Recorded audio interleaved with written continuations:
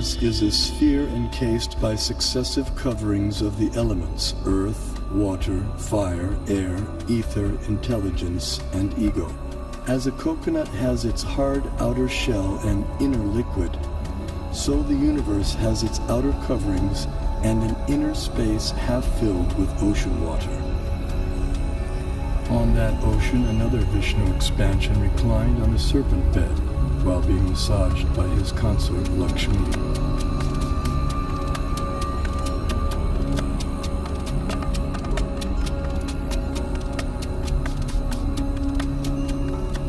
From his navel arose a lotus on which Brahma was born. Initially, the universe was pitch dark and Brahma engaged in meditation. Then he was empowered to create the universe.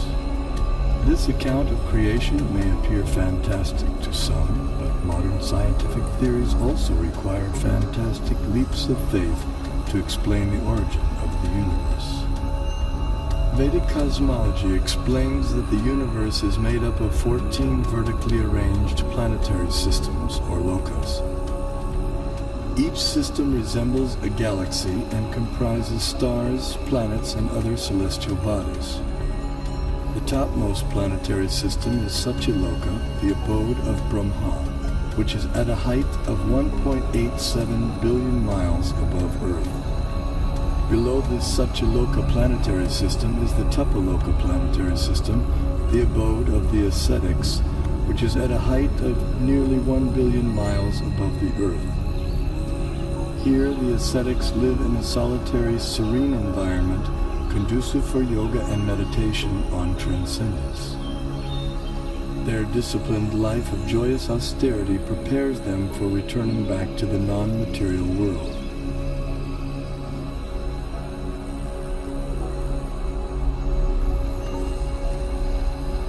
As we move down from Tapaloka, we pass through Maharloka and Janaloka until we reach the Svargaloka planetary system, also known as heaven. And then from the center of the dome, a chandelier, which shows the planets according to the Vedic version. This planet is a star, is rotating from east to west. It is hanging like the chandelier getting shelter of the pole star, and we can see everything.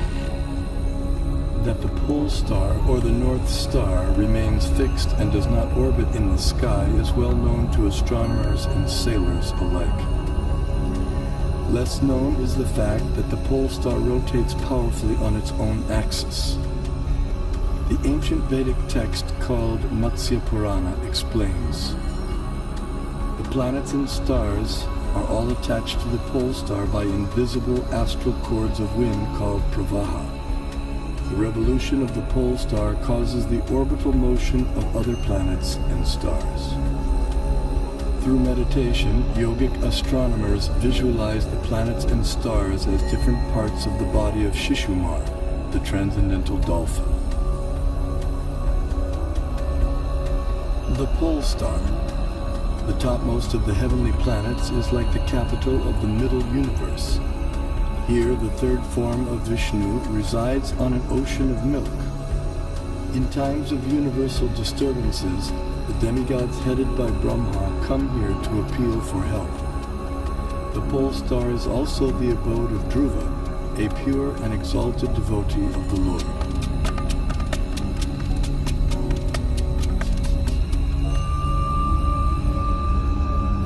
The Vedic geocentric model explains how the sun moves around the pole star, situated vertically above Earth's north pole. As the sun goes around the Earth globe, we experience day and night. The stationary Earth, unlike the pole star, does not revolve on its own axis, though it is slightly tilted toward the pole star. During summer in the northern hemisphere, the North Pole experiences 6 months of daylight. Conversely, during summer in the southern hemisphere, the South Pole experiences 6 months of daylight. These 6-month periods correspond to a day and night for the demigods living in the heavenly planetary system. Vedic cosmology accounts for this phenomena by the vertical motion of the sun, technically called Uttarayana and Dakshinayana. The sun moves upward on an incline for half a year, and then downward for the next half.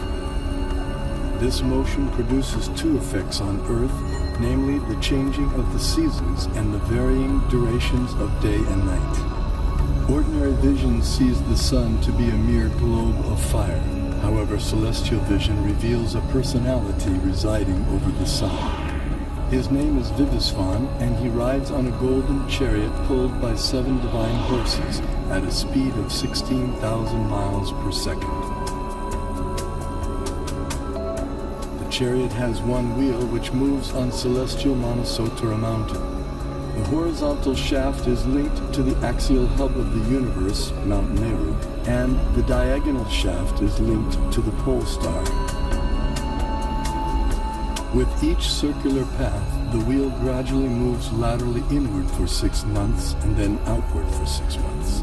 Similar to the chariot's vertical motion, this lateral action fine-tunes seasonal changes on Earth. When the orbital motion of the sun is viewed from above, its illumination is seen to extend out to half of the greater Earth plane.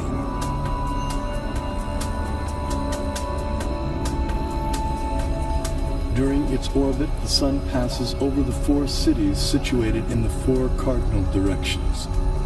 The city over which the sun is passing experiences noon, and the city in the opposite direction experiences midnight. The 2 other cities experience sunrise and sunset. Although Bhumandala literally means the circle or mandala of the earth, it has little in common with the earth on which we stand. The diameter of Bhumandala is given in the Bhagavatam, and it is about the size of the orbit of Uranus.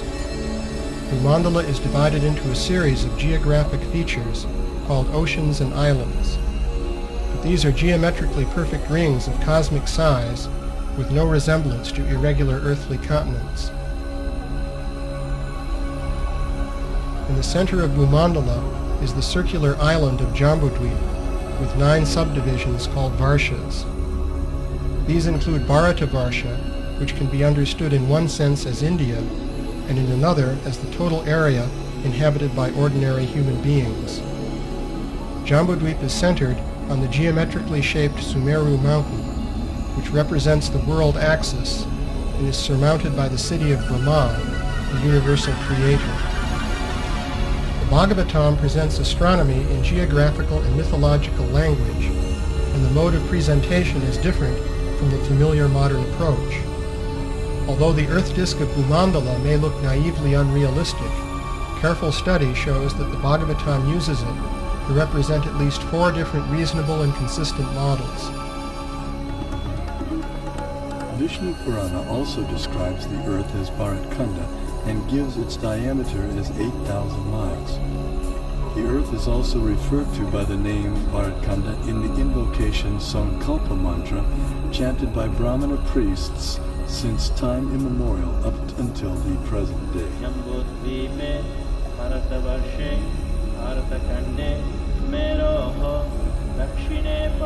Vedic cosmology gives descriptions of the entire cosmos, including its subtle features. Perception and access to these subtle features, however, requires karmic qualification. Consequently, much of the cosmos described earlier, as well as parts of the cosmography about to be described, are imperceptible and inaccessible to us earthly inhabitants. Bharatkanda is one of the 9 islands of the larger and originally bow-shaped Bharatvarsha, which was divided by the sons of Sagara. Being completely surrounded by water, the islands are mutually unreachable. In the Vedas, Bharatkanda, our Earth, is also referred to by other names such as Sudarshan Dvip, Kumarika Dvip, and Navadvip, etc.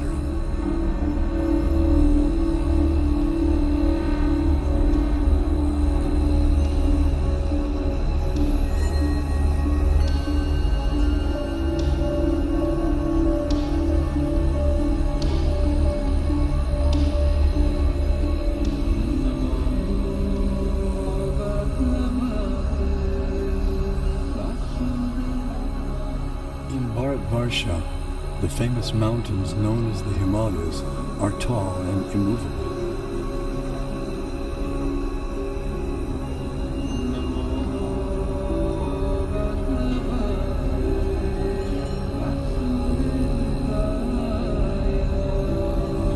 Here we find an abode of Lord Shiva, the greatest of the demigods.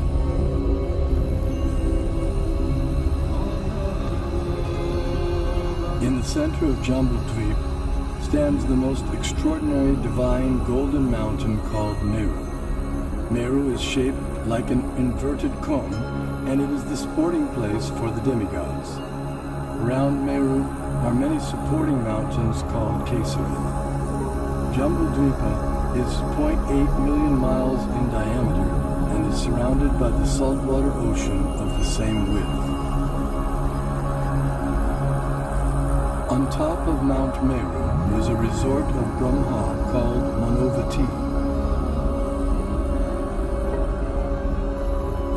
The famous celestial river Ganges descends to the center of Manavati and then flows out into 4 directions. Surrounding Manavati in the 8 directions are the resort cities of the chief demigods. One of these cities is Amaravati, the resort of Indra, king of heaven. King Indra lives here in majestic opulence, attended to by musicians, dancers, and reciters. The greater earthly planetary system extends out to the edges of the universe and has a diameter of 4 billion miles. Known as Bhumandala, shaped like a lotus flower, it has 7 concentric islands and oceans with Mount Meru as its pericarp.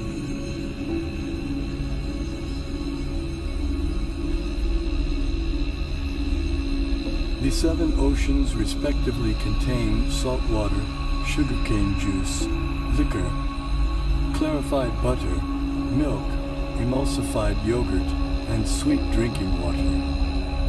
Sometimes Vedic cosmology is misconstrued as portraying the Earth to be a flat disk.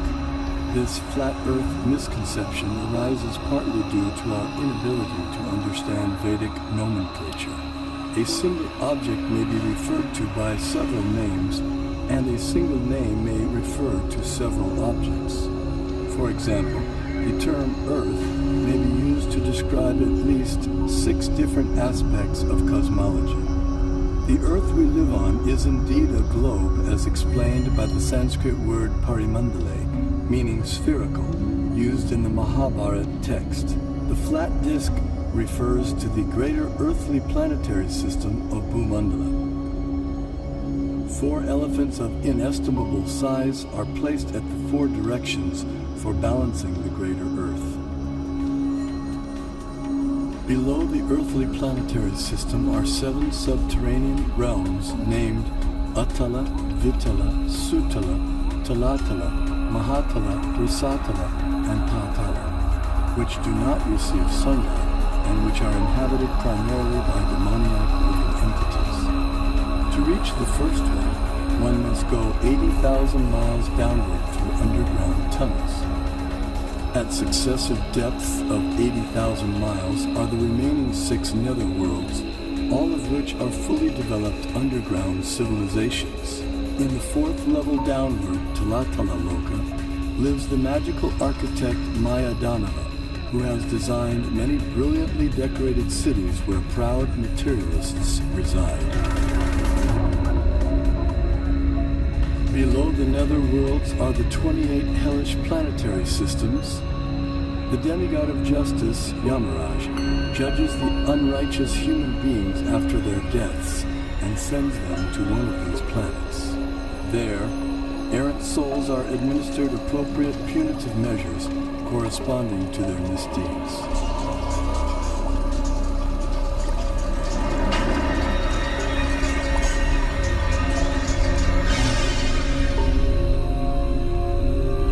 Earthly and subterranean planetary systems rest upon one of the hoods of the gigantic divine serpent, Shesha.